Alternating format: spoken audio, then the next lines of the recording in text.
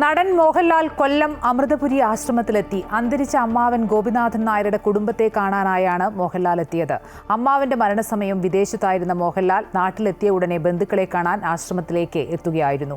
അമൃതപുരി ആശ്രമത്തിലെ മുതിർന്ന അന്തേവാസികളിൽ ഒരാളായിരുന്നു അന്തരിച്ച ഗോപിനാഥൻ നായർ. കഴിഞ്ഞ 7-ാം തീയതി പുലർച്ചെയായിരുന്നു നടൻ മോഹൻലാലിൻ്റെ അമ്മയുടെ മൂത്ത സഹോദരനായ ഗോപിനാഥൻ നായർ വാർദ്ധക്യസഹജമായ അസുഖങ്ങളെ തുടർന്ന് കൊല്ലം അമൃതപുരി ആശ്രമത്തിൽ വെച്ച് മരണപ്പെട്ടത്. എന്നാൽ ഈ സമയം മോഹൻലാൽ വിദേശത്തായിരുന്നു. തിരികെ നാട്ടിലെത്തിയപ്പോൾ ബന്ധുക്കളെ കാണാൻ അദ്ദേഹം അമൃതപുരിയിലേക്കെത്തി. ആശ്രമത്തിലെത്തിയ അമ്മയുടെ പ്രിയ ശിഷ്യനെ ആശ്രമത്തിലെ മുതിർന്ന സന്യാസിമാർ ചേർന്ന് സ്വീകരിച്ചു.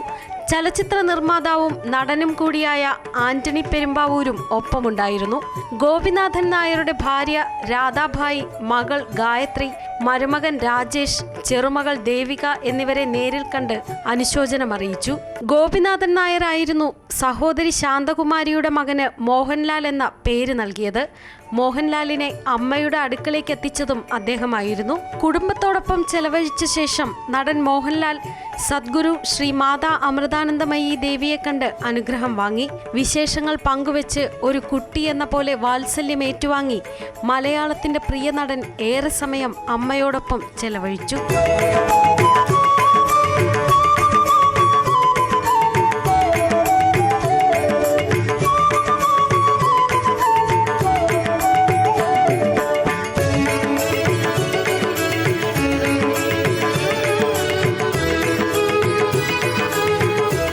ആന്റണി പെരുമ്പാവൂരും സദ്ഗുരു ശ്രീ മാതാ അമൃതാനന്ദമയി ദേവിയിൽ നിന്നും അനുഗ്രഹം വാങ്ങി. മാതാ അമൃതാനന്ദമയി മഠം വൈസ് ചെയർമാൻ സ്വാമി അമൃതസ്വരൂപാനന്ദപുരിയുമായും മോഹൻലാൽ വിശേഷങ്ങൾ പങ്കുവച്ചു. തനിക്കേറെ പ്രിയപ്പെട്ട ഇടമെന്ന് മോഹൻലാൽ തന്നെ പറഞ്ഞിട്ടുള്ള അമൃതപുരിയിലേക്ക് വീണ്ടും എത്തുമെന്ന് പറഞ്ഞായിരുന്നു ആശ്രമത്തിൽ നിന്നുള്ള മടക്കയാത്ര.